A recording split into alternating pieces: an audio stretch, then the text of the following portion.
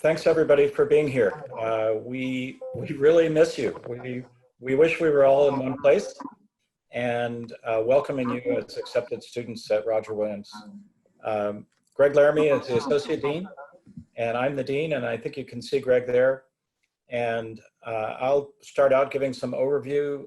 Greg will come in at various points, and then Greg will give a more specific overview of the architecture program at the end, and myself a little bit about preservation.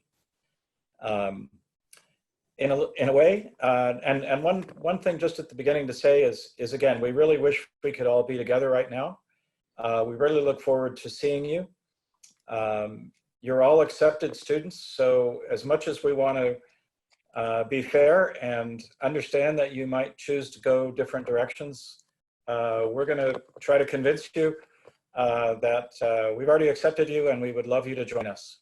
That's not forcing you, it's hoping to let you know that we have an environment that is yours, it's your school, and it's the kind we hope to show you in the overview, as we would if you were here at Roger Williams today for a presentation, what you can find, how you might fit in, and even this first slide of an overview of the school is kind of like all of the windows that we all have open where we can see each other.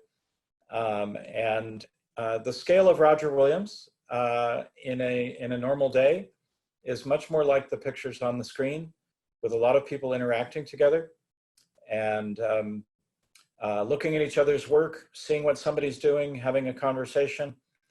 It kind of doesn't matter who we all are, except that we are all part of the school.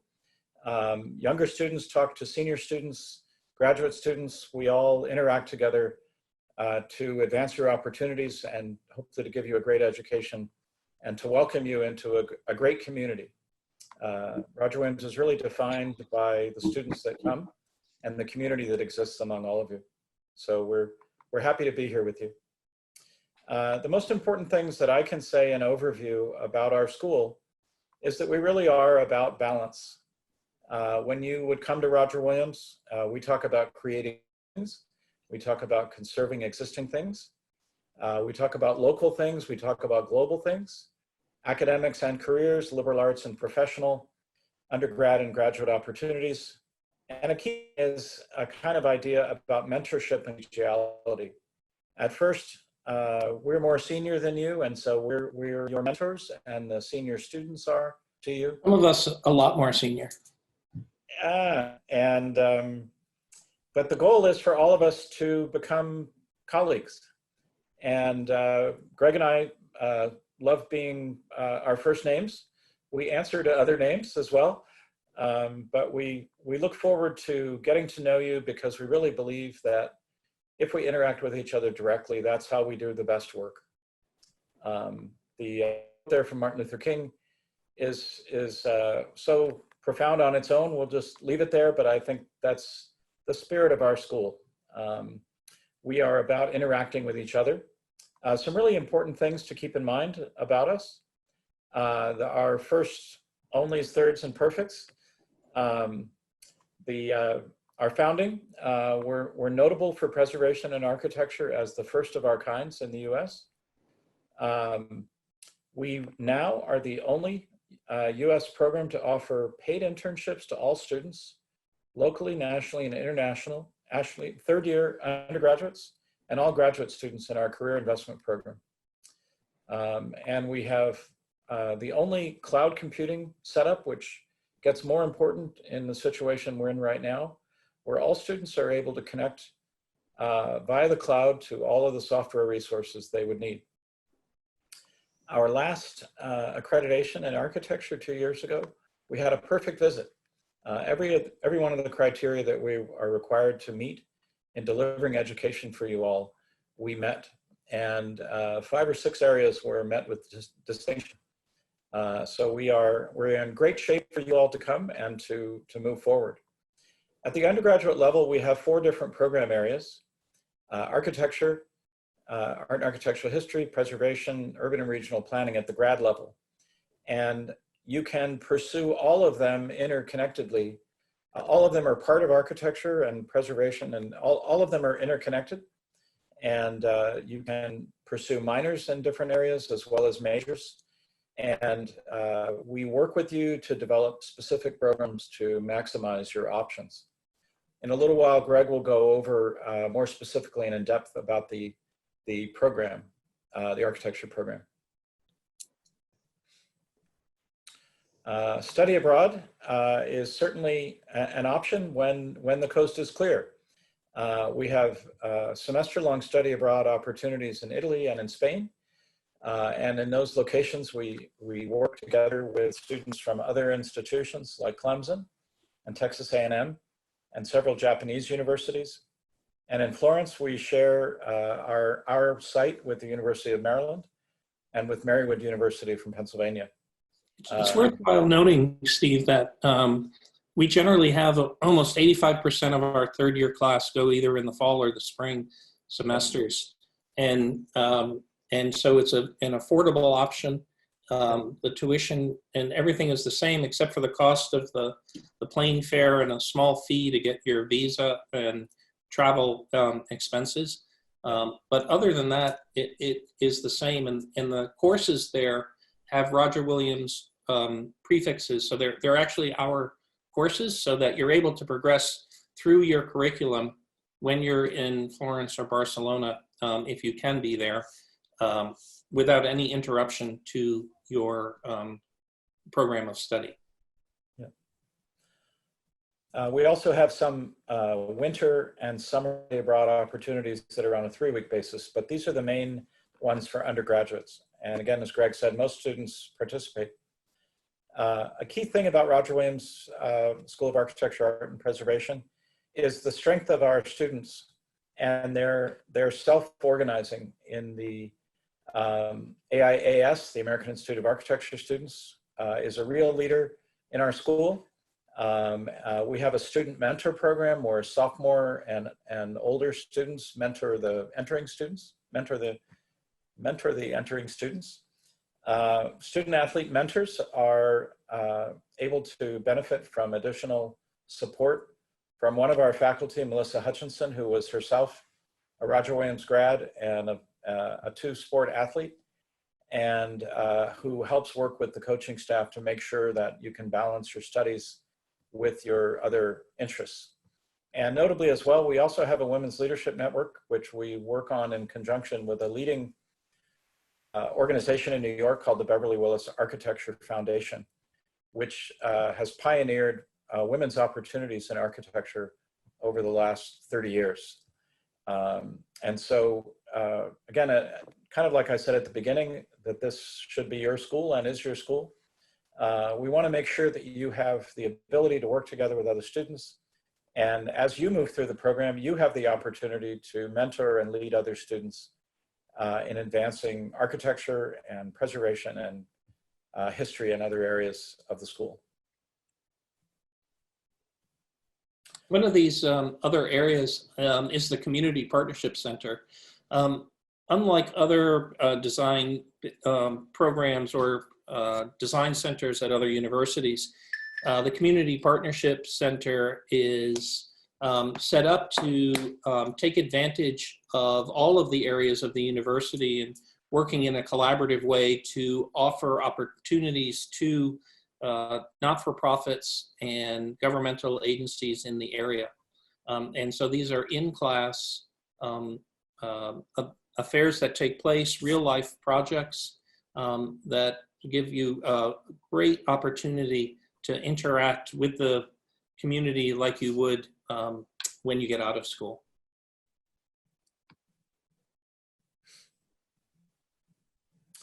A really notable thing about our school, those of you that came to open house remember a lot of these. We go over them and then we'll focus more in depth a little later with questions. But we have a design studio environment for architecture students where everyone has a desk and also has access there to a computer screen with access to the cloud computing that we offer. So students have free software effectively instead of spending the amounts written down there that you might normally expect. It also lets you, if you want to have a less expensive laptop that will still function perfectly in the environment we have. You can also, if you want to be more independent and sometimes not use the cloud, you can obtain a higher end laptop. But this is a remarkable commitment from the former COO, the Chief Operating Officer at Samsung, who is now the chairman of the board at Roger Williams, a guy named Tim Baxter.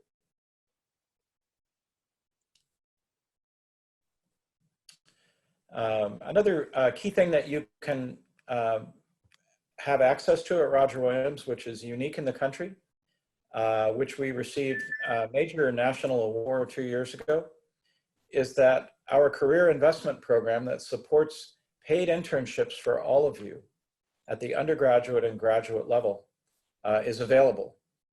So at least once for our students, and our graduate students receive committed financial support to have a kind of startup fund in going into an internship with a firm, nonprofit, or in having a graduate assistantship with faculty members. Totals an enormous money, as you can see in the slide, and is a really notable thing. So we'll just keep moving. Something else I'd like to talk about is tell you a little bit about faculty. There's several different kinds of faculty that we have, and that is part of the idea that learning is best achieved having a variety of perspectives and a variety of people. So these are pictures of all of our faculty getting together to look at your work. At the end of the semesters, we get together and we see what you've done. Whether we've given you good assignments, we see how well you've done. We talk over how you can improve. And the full-time faculty are really the leaders of that because they are the core of the school's faculty. And so some of our faculty achievements are here in terms of notable places they've taught before, or things like achieving Fulbright scholarships. And we'll show you some of their work as well. So these are some examples of our full-time faculty's projects. If you've been to campus, the upper left project is the Sailing Center, which was designed by Andrew, who, if and when you come to Roger Williams, you would have, as a freshman, teaching foundations of architecture with myself and others. Major books, sculptures, the kind of Horn of Plenty image there was displayed at the Louvre a few years ago now by Norman Cura, who you'd also have as a freshman. And so we have a variety of faculty who both teach, who practice architecture and preservation, and others who are scholars and write articles and books that advance the dialogue about what's involved in our fields. We also have a program called the Teaching Firm in Residence, kind of like the Career Investment Program. We're very committed to engaging the professions. Architecture and preservation are really professions. And we believe the more connected it is with the world of practice, just makes fundamental sense. And given where our school is between Boston and New York, there's some of the greatest talent, at least on this continent, if not in the world, within 200 miles of our school. And people come to teach not only as a single person, but as a group from a firm. And one of the great things about this is you as students are able to interact with multiple people from a firm rather than one, maybe senior person. And you can certainly interact with that person, but you get a chance to see the younger people, the middle people, the senior people. You have dialogues with multiple of them. You visit their offices, and you get a great perspective on significant practitioners who are teaching with us at Roger Williams. And some of their work you may recognize. In the bottom right, for those of you in the Boston area, I'm sure you've seen the wooden tower down by the MFA. Those in New Hampshire may have seen the Concord Museum, the second one from the right, the Courier Museum in Concord. Some of our teaching firms have done work in Africa. One of our alumni has done the center in the center photo. One of our teaching firms designed the Beijing Olympics master plan on the middle right, and things like that. Patagonia headquarters down on the lower left. So some really significant buildings by great practitioners. These are the kinds of people that would come and teach you all while you're a student at Roger Williams. We also have adjunct faculty, and they teach part-time and practice or do other work for more of their time. And again, this is a significant way that we get leaders from regional practices and nonprofits to come and teach with you and to bring you out to their work in the field. And particularly some of the leaders in preservation in New England teach at Roger Williams on this basis. A lot of terrific regional architects drive in from all over southern New England to teach at the school. We also have, periodically, we have remote courses taught by faculty from places like Amsterdam or Washington, D.C., or Shanghai, or Charleston.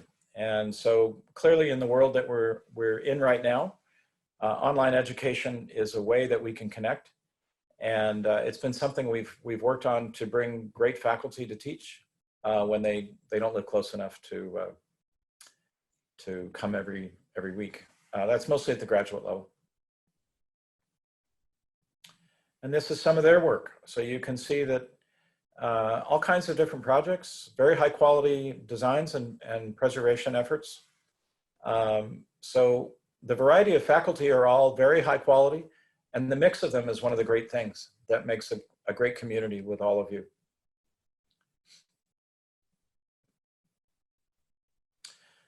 We have some notable alumni in giving you a little bit of overview, and if you come to Roger Williams, you will be an alumni someday. And you know, there's some buildings you may know of that some of our faculty have worked on. In the middle bottom is the Chelsea Market in New York City, which was designed by one of our alums, David Burns, who was the design principal in New York of a great firm called Studios Architecture.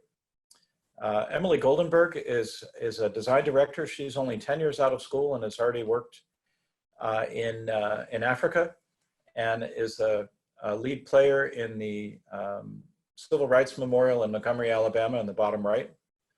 Chris Mulvey was a lead designer on the Kaufman Art Center in Kansas City. Natasha Sandmeyer, who's in the red shirt in the bottom right, is a teacher in Southern California after teaching in London for many years. And she was a key player in the Seattle Public Library, which is a very important building in probably about 15 years ago in world architecture. So imagine yourself being an alum and looking like all of these happy art and architectural history graduates, moving on to do important work, going on to graduate study and employment in a variety of ways. We try to help you imagine what's possible. You already know a lot of what's possible, and give you opportunities to go places and to connect with people that will hire you until later on, as you keep emerging, you will hire other people. Our perspective certainly isn't that you are always an employee or a student. All of this continuum is about you all becoming leaders in the field and being the ones that teach and practice and lead others going forward. I think I'm almost at my last slide. This might be my last one. In preservation, as you might imagine, in having the oldest undergraduate program, we have an incredible network of alums who have gone on to all kinds of different leadership positions in public, nonprofit, and private entities. Preservation is really a movement as much as a discipline, and the graduates that come through and people involved in preservation are incredible advocates for the environment that they look out for. And Roger Williams really is a great launching point for people to go on to futures in preservation. Speaking of futures, Right now, our school and the university are working together to develop strategic plans for the future.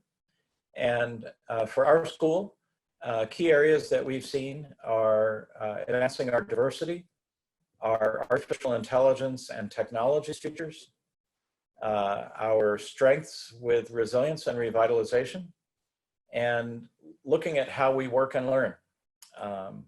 We've received a major grant as well from a foundation, the 1772 Foundation. And Greg and I this semester, for example, are teaching a collaborative revitalization studio where we work between preservation and architecture this semester with the city of Newport, Rhode Island, to develop guidelines for one of their historic districts to elevate buildings in the face of sea level rise. And so we literally are doing the study that will be implemented by the city to guide its massive transformation in the face of what seems to be pretty convincing data that shows the sea will rise, continue to rise, and the areas of the town that are the most vulnerable are the most historic areas which were settled on the waterfront in earlier periods. In that too, we collaborate with institutions like Clemson, Tulane, University of Pennsylvania, in other cities that are facing similar situations. So as hopefully in this future scenario, you can really see, I hope that over the things that I've described so far, it's about collaboration. It's about you all as younger people moving in and collaborating with us getting out of the way periodically and often to let you speak up and to let you lead. And for this whole school environment to be a community that's dedicated to bringing you in to real and vital situations where you learn by doing, and you learn and incrementally move forward, hopefully seamlessly into developing your futures, going on to further schooling, whether here or elsewhere else, and then moving into practice and teaching and leading in the ways that you might imagine. It may be hard to imagine in some ways at your age right now, but maybe it isn't. It's so exciting, hopefully, to think about going to college and to imagine that college is such a transformative activity. You'll meet all kinds of people. They and we will take you all kinds of places, and we will come back with you. And it's so exciting to think about college, and even especially in the situation we're in so suddenly. The optimism that we know you must have, you need to hang on to it. It will work out. And we hope Roger Williams is part of that for you. I think Greg will take it away for a while and talk about facilities a little bit. Yeah, so one of the things that we usually leave out of our presentation because we say, well, we'll show you the facilities, and we usually have a whole contingent of students to take you around the building, but we can't do that at the moment. But what we wanted to show you are some of the spaces that happen in the School of Architecture, and whether it be individual workstation desks, the gallery space, or just the beginning of each semester when we gather in the atrium just as a kickoff, as a sort of family or town hall type of meeting that we have. And whether you're presenting to a group of critics or working at your individual station in the large studio that you see in the upper right-hand corner. Again, some images of some of the gallery shows that we have of important critics. Often the teaching firms in residence that come will have a gallery exhibit and a lecture. These are all things that happen while you're here with us in Bristol. The image on the lower left was taken right after we closed down for a while. It was sent out to let people know that we still have everything of theirs and that we miss them. But we're looking forward to filling things up come next fall with you. The architecture program is, as Dean White talked about at the very, very beginning, is what is traditionally known as a 4+2 program. We call it a 4+1.5 or 2-year program because just about 50% of our graduate students who go all the way through the program with us will graduate in the middle of their 6th year with a master's degree. There are different types of degrees that architecture schools give. It's sometimes confusing, but the program that you would be signing up for here at Roger Williams is the 4+2 with the Master of Architecture, the professional degree that you would need to become a licensed architect. The process of going from the 4 to the 2 is painless. All you need to do is to indicate that you're interested in continuing on and that you achieve a minimum of 2.67 GPA to go on to the graduate program.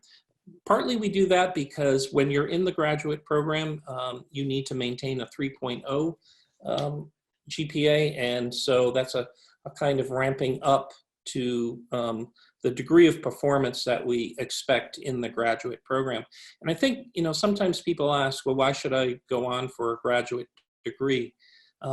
Is that the type of work that you do in the graduate program with slightly fewer classes, more in-depth work, better prepares you for the profession that you'll be entering after.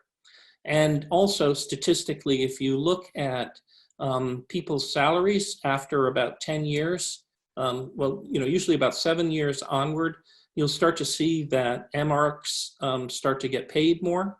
And then if you look at who are the leading principals in firms, those who are in ownership and leadership positions, and a good 70 to 80% of them have MArch degrees. And so because we wanted to educate people to be leaders in the profession, that's why we have the 4+2 program. The way the program fleshes out is set up in this matrix of courses that you see. It's a balance between both liberal arts and professional classes. You'll see that in your first year, you'll be doing a design studio, the Foundations of Architecture class, Art and Architectural History 1, as well as a pre-calculus or calculus course coming into the program. And then in the second semester, you'll take another studio, History of Art and Architecture 2, a writing class, and then physics, either calculus-based or algebra-based as the first year curriculum going on. And then the program lays out for the full 4 years as you continue on, balancing classes in design studios, history theory courses, courses that are more technical in nature that get to the nature of building, courses in environment and human behavior areas, and also in professional development. And those are all, again, balanced with the liberal arts program. One of the hallmarks of Roger Williams education is the balance between the professional and the liberal arts, believing, as we do, that you would be a better architect with that balance. So understanding the history of the world, or great pieces of literature that are addressing the timeless questions that we all face. All of those go into the making of architecture and are critical, we feel, for making a good architect.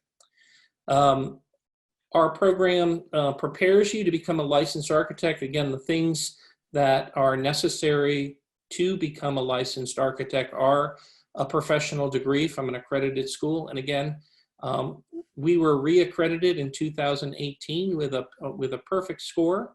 Our next visit is in 2026. We actually had 5 areas that were met with distinction, including the integrated collaborative comprehensive design studio.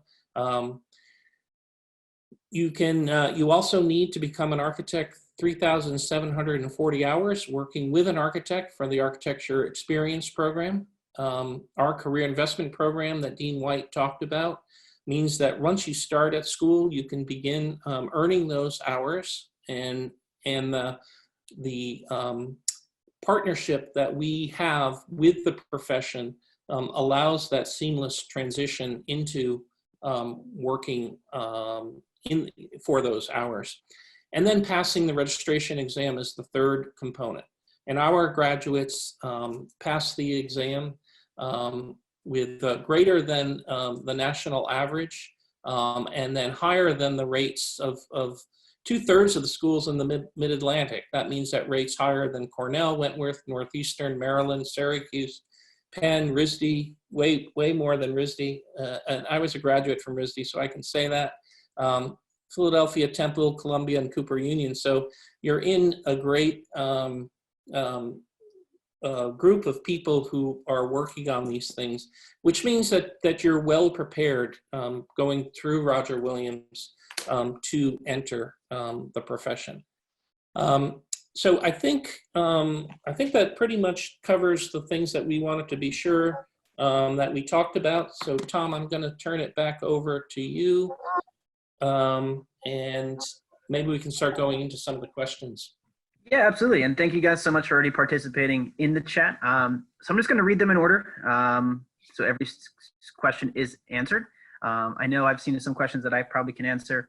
And Diff, kind of before this, feel free to email us after this. Of course, it's our initial of our first name and our last name at rw.edu is our direct email address.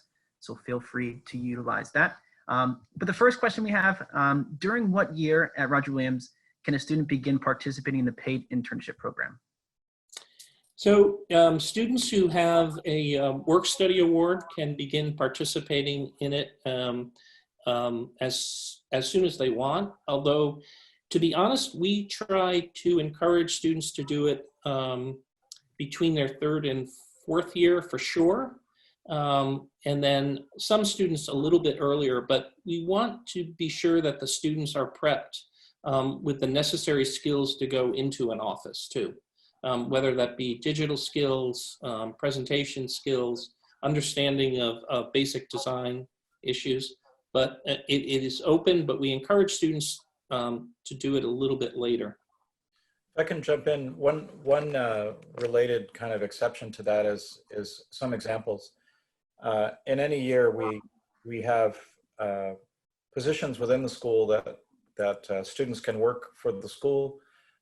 For example, in the computing area, in what we call digital manufacturing with the 3D printers and the laser cutters and other, and also sometimes with faculty on interesting projects that are paid. And so a lot of those can turn out to be great transformers of people's abilities. And as example, with the computing area, sometimes people work with a faculty member or with our digital education specialist, John O'Keefe, and they just zoom ahead in terms of their capabilities.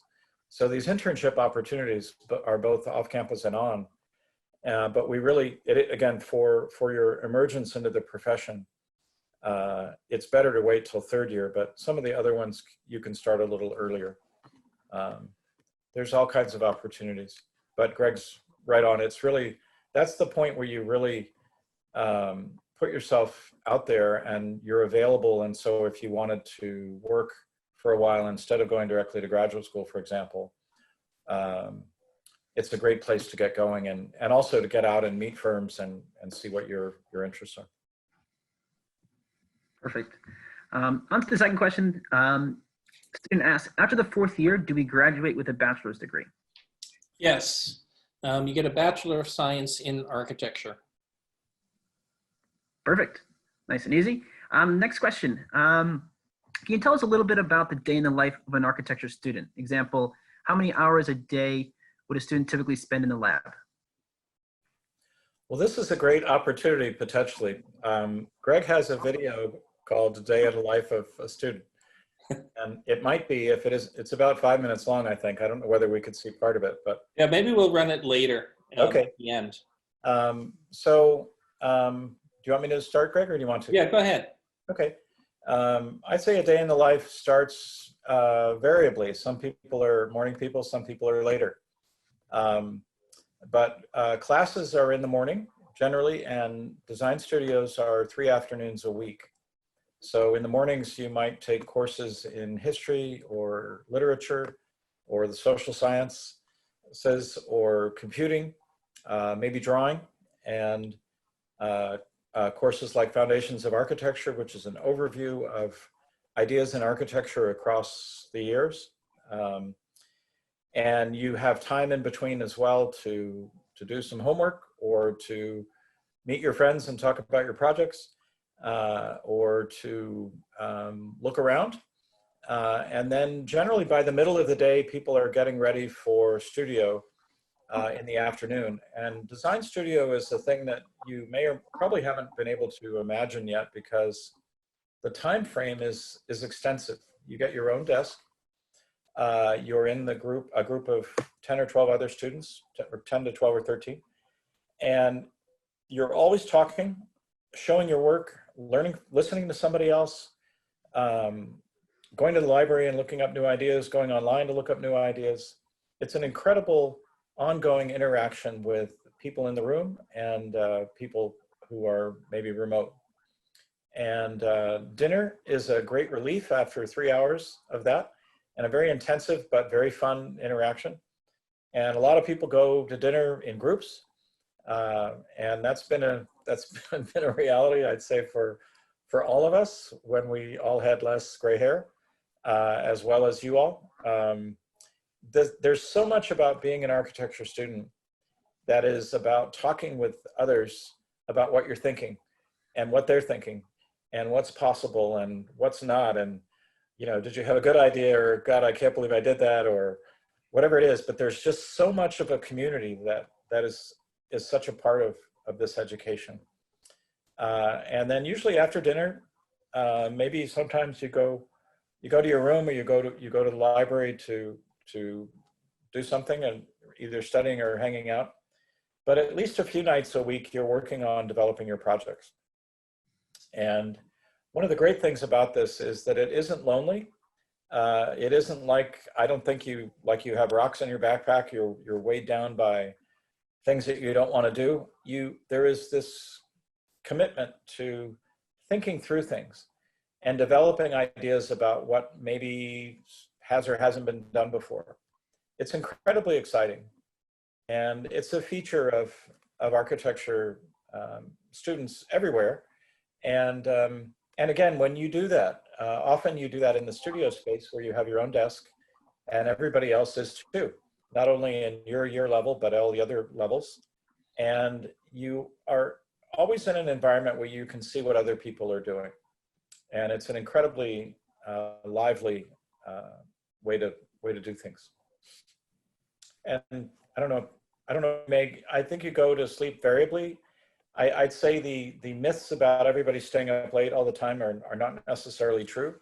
Sometimes you stay up because not only if you're writing a paper, do you type something and look at things on your desk, but you often have to make things. You know, making a drawing usually takes longer than writing a paper. Building a model, it just takes some time, but it isn't you can be thinking and talking with your collaborators or the people next to you while you're doing your work. You're never lonely. You can make yourself a little apart a little bit, but to do the work that's necessary, and that's everyone looks forward to doing, and you must have done this in doing the portfolios you've made, is an incredibly engaging and exciting thing to do. Perfect. Thank you so much. Yeah. Next question kind of goes back to laptops. I'm going to throw another question on top of this one. Will a MacBook Pro be suitable for this program? I know another student had asked, is it advantageous, or would you advise getting a laptop before the beginning of the first year, or would it be advantageous maybe to wait till second or third year to purchase that top of the line laptop? So the Samsung Design Studio and our Art Cloud gives you a number of options. You're certainly going to be using a laptop your freshman year, but it's going to be for communicating, social media, writing papers, the things that everybody does now. And you don't intensively start to work, and you will be using InDesign as well for formatting, and Photoshop for adjusting images and for presentations. But you don't use it intensively with CAD programs until really your second year. So if you can hold off getting a computer or a laptop for a year, it's usually in your best interest. And it can be a Mac-based or it can be a PC-based computer. The cloud does send you out a Windows platform, but you can access it like I do on my Mac. So you can use either type. If you can hold off getting it to your second year, that's better. But just because things improve each year and usually for less money. But you do need to have something usually in your freshman year as well. There are opportunities for the school to loan you some. We have loaners available too. But you will be using it somewhat, but more intensively in second year. Perfect. Next question. How many people do the master's degree at Roger Williams versus going to another university for their master's degree? Generally, about 70 to 75% of the students stay at Roger Williams. Of the ones that don't stay, I'm guessing that sooner or later, maybe 15 or so percent do a master's somewhere else.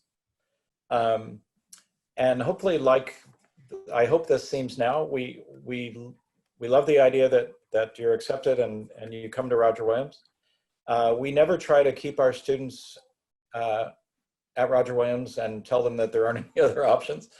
A lot of students go on to great programs in the US and abroad, a lot of Ivy League schools, West Coast schools, Michigan, WashU, Tulane, in the Midwest and South, Georgia Tech.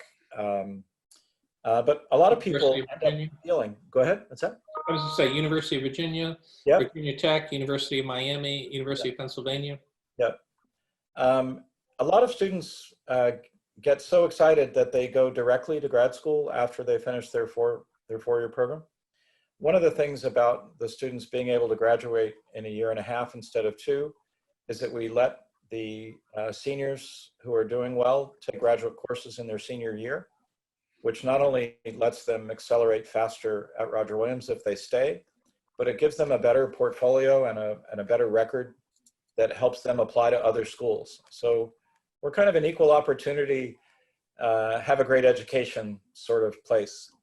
And we also probably have more and more, maybe 10 or so students a year out of say 50 or 60 graduate students who come from other universities.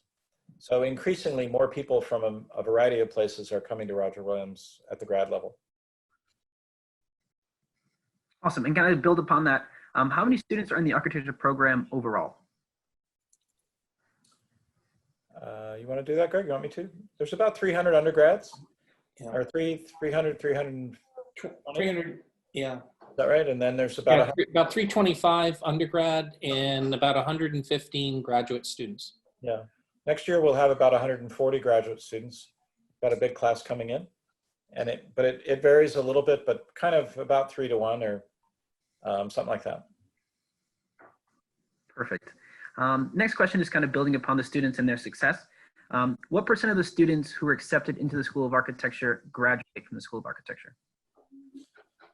We have the highest retention and graduation rate of any students at Roger Williams, or you all do. That's because you all come in with the best credentials in the institution. It's generally about 60 to 70% graduate in architecture or in preservation or architectural history. That doesn't mean the others don't graduate. It means they may change their major and do something else. But we have one of we do have the highest persistence rate. And a lot of that is that you all are very well qualified. And a lot of it is that we have a culture of helping you develop rather than kicking your butts or telling you that, as you may have sometimes heard, that, you know, architecture is hard and only a few people can do it. We really don't believe that. We think that if you get a bunch of smart people together and you nurture them, there's no telling how good everything could be. And, you know, learning from each other, working hard, inspiring each other, being willing to grow, those are the things that keep people graduating at the highest rates in the university. Perfect. Other question, moving on to, I guess, AP scores. I don't know if Dean Laramie or Dean, what you know the specific number. Do you know what AP test score they need to be exempt from calculus or physics? Or does the School of Architecture allow them to be exempt from it? We do allow them to be exempted, and I believe I can tell you in 2 seconds. In calculus, you need just a 3, a score of a 3 to be exempted, and we will accept AP credits. That's on the AB Calc. On the BC, then you can get up to 8 credits if you take the BC exam. And then, however, in physics, you would need a score of a 4 to get credits for physics. And do we accept IB credits on top of AP? We Yes. do. And in mathematics, it's a 4 for math 130, which for pre-calculus, or a 5 or 6 for calculus. Wonderful. Awesome. Those are 2 students who had those questions, so that's awesome. Next question on the line. If we intern with our teachers, will those hours count towards the hours we need to become a licensed architect? It really depends on the type of work that you do with the teachers. A lot of the students, a lot of the faculty are working on competitions and actual projects. And if it's that type of work, then yes, those hours count towards your AXP hours. We're going to be in a lot of the work, for instance, that we're going to be doing this summer with the Collaborative Revitalization Studio that Steve and I are teaching now, will also count towards AXP hours. Because both Steve and I are licensed architects, we can, those credits will count. However, there are some projects which are more research oriented or teaching assistant type that help in the workings of the teaching, and those hours don't count. Okay, great. Moving on to, I guess, finals per class. Is there a grade range you need to meet in order to pass the course as a whole for the semester? Design studios, you need to have a C or better in order to pass at the undergrad level. All other, I think there are a couple of courses, I believe in freshman writing, you may need to have, correct me if I'm wrong, Greg, is it a C minus? I think that's not the case. Okay. You just need to pass the course. Okay. Yep. So, yeah, I don't know if that answered well enough, but yeah, there aren't a lot of varying grade requirements that might seem confusing. Studio, the minimum is a C in order to proceed. And yeah, and then overall you have to, maintain a 2.0 GPA. So, you may do really well in one class and not as well in another. As long as you maintain a 2.0 GPA and pass those courses, you can continue on. Awesome, awesome. The next question on the list, back to credits, are coming from high school. Do we accept ECE classes, which I believe are dual enrollment courses from high school? I know the answer for the universities, if you receive a 75 or higher in one of those courses, those credits will transfer into Roger Williams. Question is, the course you're taking at the high school level, will it fulfill the requirements for the Roger Williams course? And that's something that the registrar's office does decide based on the topics that are covered in that class, or the governing body, or what transcript or university that class shows up on. So general rule of thumb, we absolutely do 75 or higher, and those credits will come into Roger Williams. Next question. You guys, Dean or Dean Laramie kind of put an estimate out there.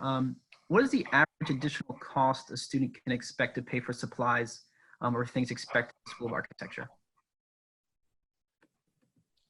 So the it varies. It actually varies a lot. I would say that some students will spend anywhere from, for a year, probably $300 to $500 in supplies. That does not include the initial setup that you would be required to have as a freshman, which is purchasing a lot of the equipment that you'll have forever. I just loaned some of the materials that I had to a student during this time period for them to take home that I got when I was a freshman in college. So it lasts a long, long time. So so some of that, but that initial expense is higher, making sure you have all of the equipment. And that might run $800 for the setup, making sure you have a parallel rule, vinyl board cover, cutting mats, knives, paper, all of that sort of thing. It's kind of getting started. Yeah, just that's the startup cost. And to build upon that, so students are expected or need to purchase certain supplies for certain classes. And on top of that, is there a store on campus or close to campus to buy those necessary materials? Yeah, one of the things that we do, there is a store on campus that have the basic materials. But one of the things that we do, working with the student leadership team, the freshman faculty, and the bookstore, we put together a what's called the architecture kit. And this is a list of all of the materials that you would need to get started. And because we offer it to all of the freshman class, the bookstore is able to buy the materials in bulk and therefore pass on a large savings to everybody, offering a discount. They work with the American Institute of Architecture student group, which then packages everything together and delivers it to the students on their first day of studio, right to their desk. So that you don't have to worry about getting it all yourself. But we would publish that list, and we usually do it in June around orientation. I think we'll probably be making alternate plans this year, but we publish that list, give you a list, and then a cost option for you to see if you want to buy it. You don't have to get it from us, but a lot of people do because it's just a whole lot easier. Okay, great. Next question, I think I should be able to answer this. MacBook is compatible with these programs? Yes, MacBooks are compatible with the architecture programs. Next question, if you had to guess, the percentage of class that is technical or computer drafting versus hand drawing? It really varies. In the first year, we don't ask you to do any computing. And we require you to do non-computing in design. In the middle of the second year, we start introducing, or a little bit in the fall, but more in the spring semester of the second year, required computing as part of design. And what happens throughout is depending on how you imagine things and the way your mind works, and or the way you want to become skillful in something or other. Students may emphasize hand or digital capabilities. All that said, in general, the great migration over the time of freshman through ending graduate school is ultimately all of your presentations are digital at the end of, as you advance further. Often those one of the great things about digital technology is you can scan anything and put it in there. And so all of the things that are part of a digitally coordinated presentation might be sketches, might be model photographs, might be photographs of a variety of things. And so it's an integration of hand and other visualization with with digital work.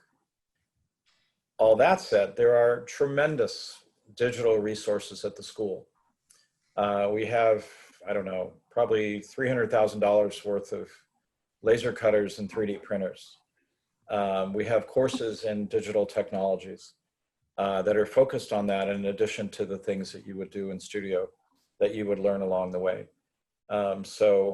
And there are advanced art classes as well. But in general, as we're seeing by being able to be on the screens now together, you know, the connectivity of digital life is a great thing, and it's a fundamental element of education. But one thing that we stress, and even in you all doing your portfolios, you know, we won't let you just submit a digital portfolio. You have to do some sort of other way of seeing, because the ability to imagine in your head and to draw or to build or to photograph is so profound and so important to imagining how to design the world or how to preserve the world, that you know, that's the base of education for us, even after a number of years. Perfect. And actually, the next question is kind of to build upon the technical aspect of it. Is there a preferred program for design like AutoCAD or something else that we use a little more frequently than others? So we use a whole variety of programs, and it just really depends on what task you have to do. So students will learn AutoCAD, Revit, SketchUp, Rhino, Grasshopper, Photoshop, InDesign.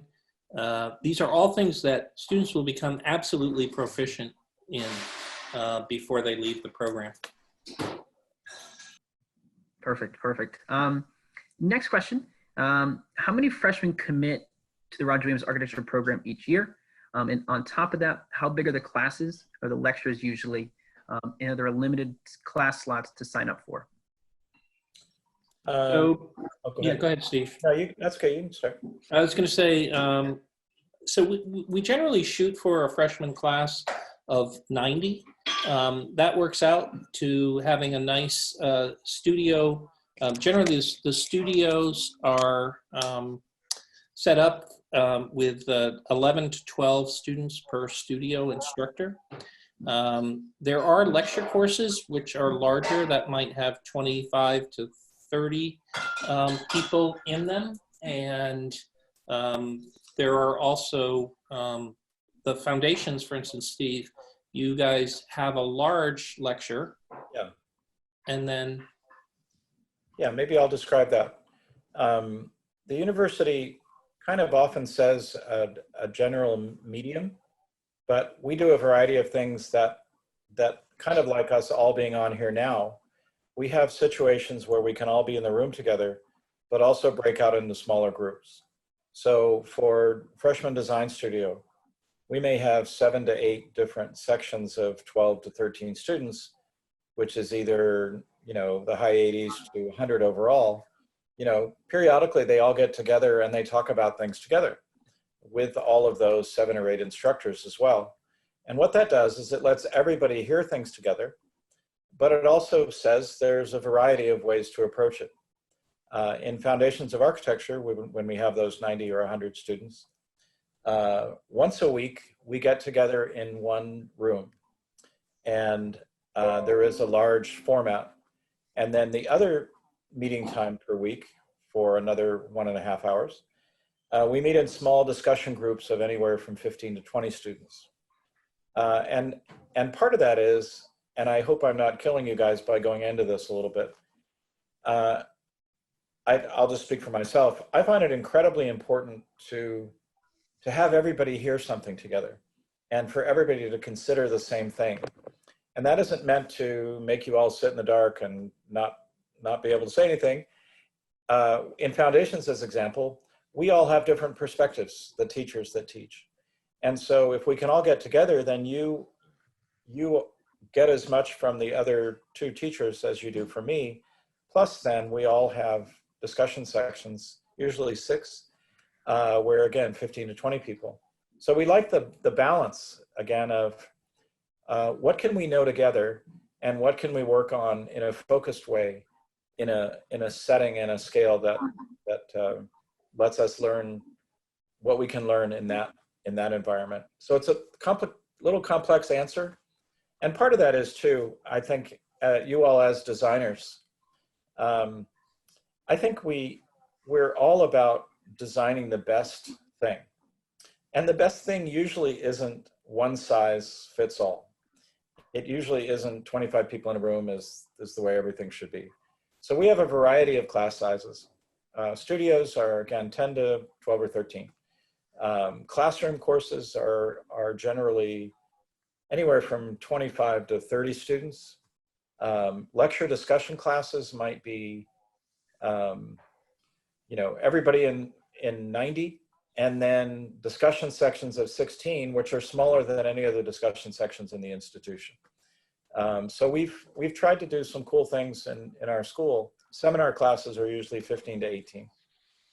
We have a variety of venues that we've designed so that we can get at what's interesting or what's true or beautiful or whatever in a way that we can consider it. And so it's a complicated, hopefully positive answer. Absolutely. And for your other courses, kind of liberal arts or the core concentration, the average class size at Roger Williams University is about 19 students on average. You have that context. Yeah, and it varies. Some of them are, some of them are 15, some of them are 26, stuff like that. Absolutely, absolutely. But without a doubt, you'll get to know your professors, both Yeah. in the School of Architecture, but also outside of it. Next question on the chat. I know this varies by week, but if you had to guess, how many hours do students typically spend in the studio per week? So there's 9 hours of class time. There's probably another, I don't know, 2 or 3 times that working on work. Part of the reason it's hard to answer is the students like the studio environment so much that they end up doing a lot of their homework there, meaning they're not just working on their design studio classes, but they'll be working together on their, calculus class or writing papers, or certainly their art and architectural history classes. So, so they tend to end up spending more time there. So it's a little bit harder to determine which is, just dedicated to class and what isn't. Yeah. I'd say a good rule of thumb is double outside of class. Somehow spread earlier in the day or over the weekend or stuff like that. It's probably true with a lot of you in high school, but I think going to college, I know I did really well in high school. I loved it. I loved college. I became a junkie when I went to college. I just wanted to read. I wanted to talk to people. I wanted to get better at drawing. I wanted to look at stuff, there's a lot of, but it isn't a separation from life. It's kind of like, wow, I can be part of all this, and I'm designing the world, or I'm conserving the world. It's incredibly empowering, and it takes a little time to do a good job. But you do it with other people sometimes, and sometimes you do it by yourself. Perfect. And kind of to build upon the community or kind of what their futures might hold. One student asked, is it possible to balance the architecture program with a minor like environmental science or business? Sure. Yeah, absolutely. Our students, not only with that the curriculum has, and that, it's designed to have 5 classes and something outside of the major. Generally, if you take one more class, you can get a minor in something. So we've built in the time for that to happen. But I should also mention in terms of the day in the life, and that our students participate in a lot of things across campus. We have a lot of student athletes, students who in the upper years become RAs for the dorms, interclass council, Habitat for Humanity. I mean, there's a whole host of things that our students take part in, probably more so at Roger Williams than a lot of other schools, architecture schools. And I think part of that is because we always say, and I hope we've said it to you, and I think we have some, but it's hopefully never too often, to be a good student or to be a good architect, you don't have to give up the rest of your soul or your life. If anything, any creative thing, or I would argue any kind of intelligent thing is influenced by something other than the one thing that you're doing. You know, you're always influenced by multiple things, and so if we take away your time to do other things, we're just putting you on an island by yourself. And we love the interaction that we see you all have, and we try not to get in the way of it. And we try to encourage you to, as Greg mentioned, to take up a lot of the opportunities that are out there. All that said, it takes more time to produce the things that architects have to produce. And so you're involved in things, but hopefully you're doing it in a way that you're fulfilled, and you bring multiple things to it that are unique to you, and you have time to have your wits about you to imagine different. Imagination can't happen in a straight line, and we never want to keep you from having a minor or two, or continuing your music, or any of the things that make you who you are, or so far, let alone new things you can start when you go to college. There's nothing like college. It's the best thing in life. That's why I came back. That's why I want to go back. Yeah. On to the next question. David, I know you wrote this question in there. I think we have covered it. If you have any other questions regarding the comparison or the program, the mixture of hand drafting versus computer drafting in those programs, definitely right in the bottom of the chat, we can get to a more specific question. And Aaron, on top of your minors on music, you can of course minor in music if you would like to complement that with architecture. I think this question is a little bit more for Dean White. Can you go into more detail about the historical preservation major? Yeah. How many are currently in the program? Yeah. So currently we have about 18 undergraduates and probably about 10 graduate students. It's a very lively, and one of the things that we've evolved in recent years is sometimes preservation and architecture, for example, are seen to be challenging to each other. And one of the things about the culture of our school is that we want, and architecture is only part of preservation. There certainly are other cultural things.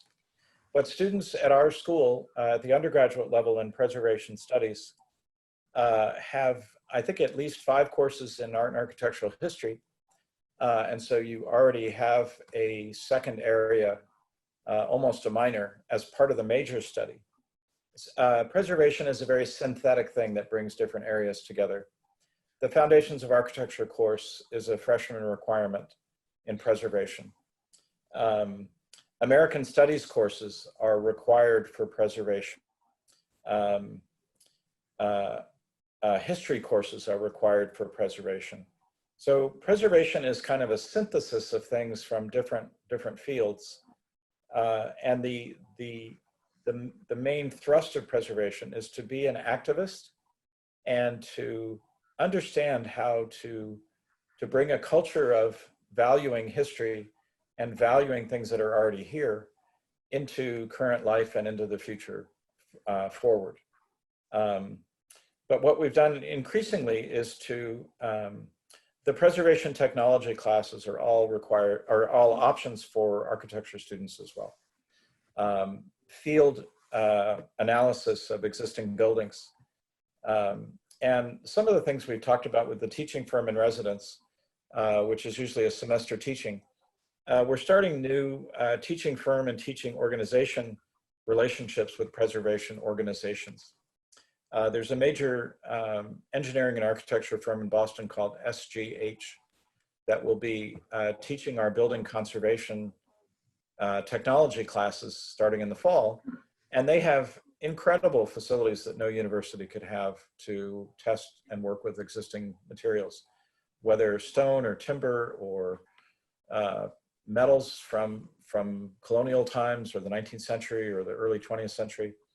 And so that the ethos of partnering with practitioners is kind of fundamental to preservation as well. another preservation required course, and hopefully I'm getting the architecture students excited, is regarding building documentation and archival work. And that's taught in conjunction with the Newport Restoration Foundation in Newport, which is one of the leading preservation organizations in the country. So preservation is a major that you are in class with a lot of majors from other areas like architecture, American studies, history, engineering, construction management. We find that preservation undergraduate students often minor in art or art and architectural history or construction management. You can imagine working in the Northeast that a lot of things related to architecture involve existing buildings, either solely or in conjunction with larger developments. And in a lot of ways, I think it's true to say that preservation really and art and architectural history at the heart of the school. It really defines a kind of respect and appreciation for what's here already, that we may conserve as well as create new things. We don't always just do new things. Hopefully we don't always just do, involve existing things. Generally, preservation students take about 3 courses a year out of 8 in the major. There's about a 15, 16 course total. So you have a lot of room to achieve minors or double majors. Study abroad in Florence is available for preservation majors. And the leader of the architecture and preservation programs is the same person, Carlo Achilli, who is a registered architect in Italy, but also has a PhD in architectural conservation. So it's a distinct major, but it's kind of embedded in and with and informs and plays with other majors and other professions. And you can't really think of 2 better locations for preservation than Colonia, United States, or Florence to have those experiences firsthand. Generally, preservation students enter often with the university-wide scholarships. Often some of the top entering students in the university are preservation students. Wonderful. The next question, are there a lot of group projects or more projects fall on the individual? There are both. And the design studios are set up specifically to have both types of projects. The nature of the profession is now that things are carried out. You have to understand how to work in a group, work as a team to get projects done. I mean, think about the enormity of costs on some of the projects that architects are asked to take on. And so, it can't be done by one person. And so we design the studios so that you have to, at times, work in a group and then at times work individually. In Foundations of Architecture, which all the freshmen take in all of our majors, we have 7 assignments and 3 of them are group projects and 4 of them are individual. And they kind of alternate. And so we work back and forth between things we do together and things we do independently. So as an example. Yeah, absolutely. I think it's applicable to the field of architecture when you're working at a firm. I'm sure there are group roundtable discussions along with individual aspects of those tasks. Kaya writes in, she attended the summer academy at Roger Williams and received those college credits. What would those count towards in the program? Those are, that would be a general elective credit. So you're 3 credits ahead of your total that you need. Love to have you back. Next question, going back to, I guess, abroad opportunities. Students said they saw on the website that architecture students can study abroad in Russia. Is that only for grad students or is that for undergrad students? I don't know about Russia. We've had opportunities in Japan, Turkey, China. Argentina. China. What's that? And China. And China. And we also do a thing with the 5th year design studio. It isn't a whole semester, but the students usually go for a week to wherever the project is. And our fearless leader who leads that is a guy named Roberto Viola Ochoa. And the school pays for generally up to $800 or so per student, which is kind of fabulous. And they go to Mumbai in India, or the Canary Islands, or Guatemala, Belgium, Switzerland. And invariably, they also end up going to some of the leading architecture firms in those cities. It's really kind of an astonishingly fabulous thing. And so that doesn't usually show up in our normal study abroad descriptions. There may have been a Russia thing, but I don't remember that. Yeah, but there are tremendous opportunities to go places when the world is healthy. Okay, great. Another question from the same student. Will teachers be available for extra support if needed on campus? Yeah, absolutely. You know, one of the things about the class sizes that we have, and just the, you know, the nature of a teaching institution like Roger Williams, is our commitment to see students succeed. And you know, I've never seen, even you know, I'm continuing to get emails from people about, you know, so-and-so wasn't online today. Is everything okay? You know, they, you know, we know that they live right outside of New York City. Is everything okay with the student? And because we're so committed to you as individuals, we want to make sure that students succeed. And so there's oftentimes opportunities to meet with your professors to get extra help. And then, you know, of course, for other than Design Studio, there is the Tutoring Center, or the Student Center for Academic Success, that's housed in the main library area, which is also has a fabulous writing center, help with writing, as math tutors, science tutors. So there's a great you know, a great commitment to across the entire university to see that students succeed. I think that's one of the best things about Roger Williams, to be honest. It really is. And again, you don't have to call us by our first names if you're not comfortable with it, but it hopefully shows that we're people who are there all the time. You guys come and graduate and often come back in a lot of cases and teach. And we're all in this together. And there's no, for me, there isn't any sense of superiority or conceit, or, oh, we're so special because we're good architects or historians or preservationists. There's a lot of incredibly talented and outstanding and noted faculty members that we have at Roger Williams. And the difference between, from my perspective, between when I was a student and now, and in the way that the school has developed, is just completely different. It's really one of the bummers about this virtual ASD. You know, we have a bunch of them during the year in person, and I'm bummed that we're not meeting in person. I mean, it's nice to see your faces. I'm sorry if you know, you're not being able to talk as much as if we were in person. We do this because we want to be part of your education and want to help opportunities and be part of where you're going.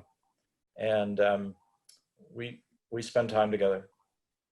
And to build upon that, I know coming from the admission side of things, you know, having the privilege to work with Dean Laramie and Dee White a little bit closer than my colleagues, I can't remember how many times Dean Laramie had just reached out to me excited about certain portfolios or certain drawings. And these students, you guys are not even his students yet, or students at Roger Williams. But there is just that inherent connection and really desire for them, from them, for you to succeed, really not only in the field of architecture, but kind of also in life. And they really truly believe this master's degree and this undergraduate degree will really help you obtain those goals. Because obviously you have the talent of drawing, the math and science capabilities as well to transition to the field of architecture. So it's an exciting time for all of you. Using student days in person or celebrations. I know this is virtual, but to have, you know, upwards of 60 students all together on a random, I think it's Wednesday, I'm not sure, or Thursday now. It just kind of shows the type of community that we have here. So congratulations to you guys in that sense as well. It's not a small achievement to be accepted into our program. Yeah, we can't tell you enough how how hopeful we are that you just feel committed and idealistic, and that things are going to turn out. We want to be part of helping that work, and I just can't stress that enough. This seems vulnerable in some ways, but we've got to believe in going forward and designing and preserving the world. Absolutely. Dean Larimer, I think this one will be for you. The next question, it's back to IB credits. Do we accept SLIB or just HL? Do you know? I don't know. I think they are HL, not SL. Okay. Only HL. Okay. Perfect. And the next question is from Sophia. I think we covered that with the question about the summer program and what classes that fulfills at Roger Williams with those credits. Another student asked, is there a list of equipment available that they could see? Yeah, we can, I'd be happy to email that to anyone. We haven't, we in consultation with the freshman faculty, we're actually adjusting it. We do that every year. And we also just, not to try to keep it from anybody, but we also check on what the pricing of certain things are from year to year. And then if something goes up in a substantial amount of cost, we go back to the faculty and say, what ways can we work around this to try to keep things affordable? I'm happy to share last year's, but we don't have next year's finished yet. And part of that is that Greg arranges for very great kind of group pricing to keep the cost down too. So that's part of his thing, is to make sure he can get the best deal so that you can get lower prices. But happy to share, but he's holding back on it so that he can get you the best deal. Awesome. So Matthew, if you want to reach out to Dean Laramie directly with an email, he can provide that list to you via email as well. Next question from a student. If you're an undeclared student as a freshman, how does that affect the ability to be an architecture graduate? What we do is we put you in all of the same courses except for studio. And generally, you would then take the studio course in the spring semester.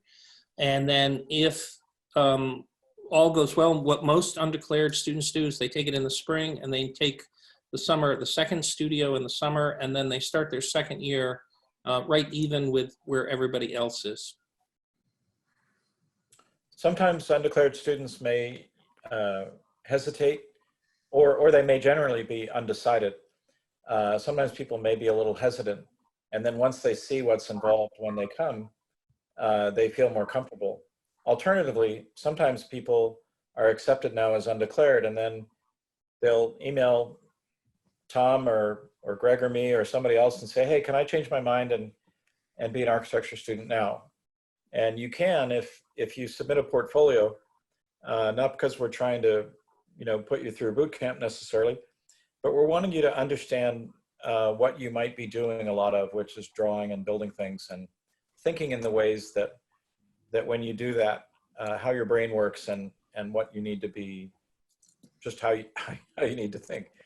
And not that there's only one way, but visual work and three-dimensional work is another dimension of us. And so we're happy to consider that, and we're happy to work with you in the summer if that's what you're interested in. And hopefully that goes along with. Oops, we lost Steve there for a minute. He's frozen. Yeah, he'll be back in a second. But Cole, to your answer, yeah. Of course, undeclared is not going to hinder or eliminate this ability to graduate as an architecture student. But I said over the summer, kind of what Dean White was saying, if you know you want to be an architecture student, we can go through that portfolio submission process and get that reviewed as well to have a formal decision for you on that. Next question, Dean Laramie. A student asked, if you had to kind of showcase or describe the typical Roger Williams student, do they usually have a stronger art background or math and physics background? Actually, one of the great things about Roger Williams is it's mixed. There are schools who are geared towards students who have a better art background or a stronger art background. And there are those that are more technically oriented to students who have a stronger math physics background. And we have both. And it actually makes for a stronger group altogether, I think, the blending of the two. And oftentimes the way we see this play out is in the concentration or minor that students choose to pursue. And some of them are in the fine arts, and some of them will do engineering or math or physics as minors. So although I do have to say that as a cohort this year, and Tom, I don't know if you agree with this, I've been so impressed with, well, both of the portfolios that some of you may have seen at the beginning. Those are only just a handful of some of the work that we got, are really strong. But also the test scores and GPAs have also been higher. I think we've inched up from last year's class for the average GPA. So that generally reflects in the more math science area. Absolutely. You know, and that increase is not just in the School of Architecture. That's really across the board for all of these Roger Williams acceptance. We had in the history of the university the most competitive applicant pool, highest average GPA, highest average SAT, highest average ACT as well. So, Yeah. you know, to be accepted into the class of 2024 is not a small feat. So, you know, to Dean Laramie's point, it is definitely a mixture of both art and math and science proficiency. But if you've been accepted, I'm going to go on a limb and say you have some foundation there that shows us your ability to be successful in the collegiate classroom as well. Yeah, right. Next question. If a student is certified in AutoCAD, are there any credits they can obtain for that? There are not, partly because we use so many different programs. We don't concentrate on one. However, that student will find themselves ahead of the game, and certainly with their being able to transition into using the production lab and all the materials and the you know, with the CNC machine or the laser cutters, having a knowledge of AutoCAD is a real advantage. Perfect. And I know, Greg, you responded to Robin's question in the chat about emailing out that day in the life video. All students, I can tell you that Greg and I will work on that, whether it's going to be emailing, you know, directly from Greg to you, or we can use the admissions system to give you a link for you to access that video as well. So we'll work on that in the coming days. Yeah, it's just the only hesitancy I have is it's really large, and I may need to spend a little bit of time editing out some of the things. We usually show it at Accepted Students Days, and it's hysterical. I mean, it's great because you see one cubicle of the studio it's actually over a 3-day period of preparing their final models for a studio I taught a couple of years ago. But it generally works a little better with some narration. There's a music that goes that's with it, but generally the narration is a little bit better. But we'll try to put that together certainly before the next presentation we do, Tom. Yeah, absolutely. Yeah, no, and it's definitely impressive. I've seen it to see, you know, what hour of the day and hour of the night, and there's still some hustle and bustle there, and a lot of fun is being had. You can see it even without sound. Of course, there's a lot of work happening in the studio, but there's a lot. You can just see students conjugate together for a few minutes, 5-10 minutes there, get a little break, and then go back to their workstation. So it is awesome to see. The next question, we're getting close to the end.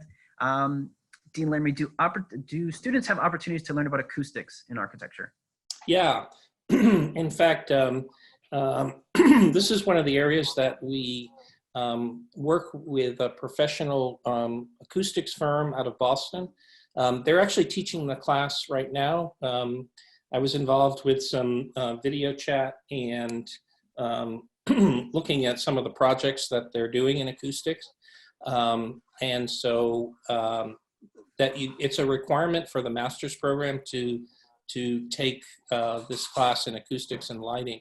The other thing that I'll say is that Roger Williams students have a history of winning what's called the Newman Award, which is in acoustics. You have to submit a project and the way it's been designed with the acoustics, and it hasn't happened in the last few years that anyone has submitted, but previous to this, almost every other year we had a winner from Roger Williams, and that's specifically an acoustics award. So the last question we have in the chat is how difficult it is to be admitted into the Roger Williams architecture program. I know we did mention that a little bit earlier, but to compare other programs, of course, with that portfolio requirement, there is that extra layer of success that you need to showcase as an applicant.